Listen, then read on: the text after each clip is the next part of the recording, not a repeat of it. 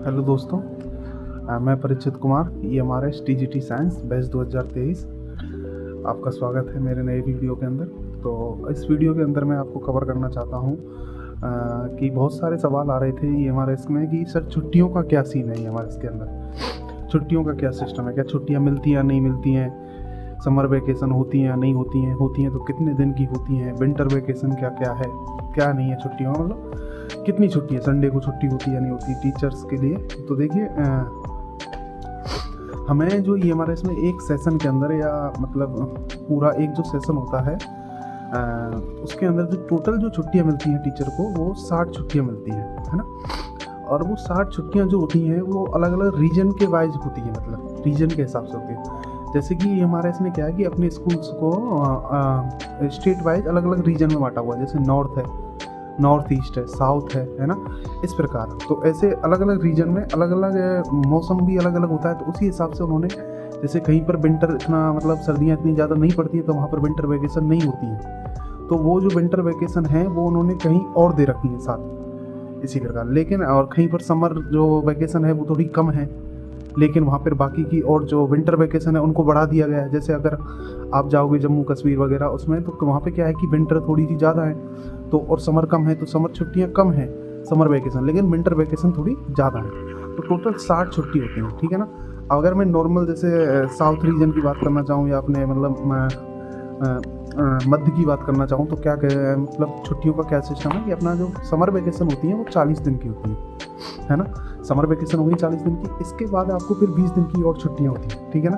वो 20 दिन की छुट्टियों में आपको 10 दिन की तो शायद दीपावली की होती है और 10 दिन की विंटर वेकेशन होती है। लेकिन अभी क्या है कि जैसे कुछ रीजन के अंदर, जैसे कि मैं छत्तीसगढ़ में पोस्टेड हूँ, तो वहाँ पर क्या किया गया कि वहाँ पर जब विंटर है वो इतना ज़्यादा नहीं पड़ती है, तो वहाँ की जो विंटर वेकेशन थी उनको दीपावली की छुट्टियों के साथ ही मतलब काउंट कर दिया गया, यानी कि एक साथ हमें 20 दिन की छुट्टियाँ देंगी। तो इस प्रकार EMRS के टीचर्स के लिए लगभग 60 दिन की छुट्टियाँ मिलती हैं, है ना।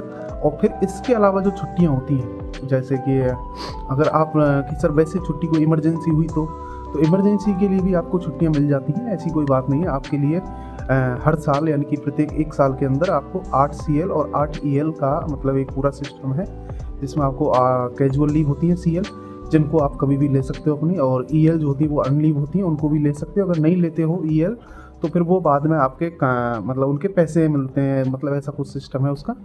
और फिर अब जैसे नॉन टीचिंग स्टाफ है, ये तो टीचिंग स्टाफ का हो, नॉन टीचिंग स्टाफ है जैसे JSA है, अकाउंटेंट है ना, एंड प्रिंसिपल सर हैं, तो इनको थोड़ा छुट्टियों का सिस्टम इनका थोड़ा सा टीचिंग स्टाफ से अलग है। तो वो मैं आपको एक नया वीडियो बना दूंगा कि JSA वगैरह और अकाउंटेंट वगैरह का जो छुट्टियों का सिस्टम है वो क्या है। तो इस प्रकार EMRS के जो टीचर्स होते हैं, जो स्टाफ होता है, उसके लिए 40 दिन की छुट्टी अलाउ है, और बाकी का जो 16 या 18 दिन की जो छुट्टी होती है CL और EL मिला के वो होती हैं। फिर ऊपर से जो छुट्टियाँ जो नेशनल हॉलीडे होते हैं वो भी होते हैं। उनके अंदर क्या होता है कि रहना वही है, स्कूल के अंदर छुट्टी है लेकिन स्कूल नहीं चलता है उस दिन, तो आपको कुछ ड्यूटी लग सकती है या फिर किसी और टीचर की लगती है, आप उस दिन फ्री हो, ऐसा भी हो सकता है, ठीक है ना।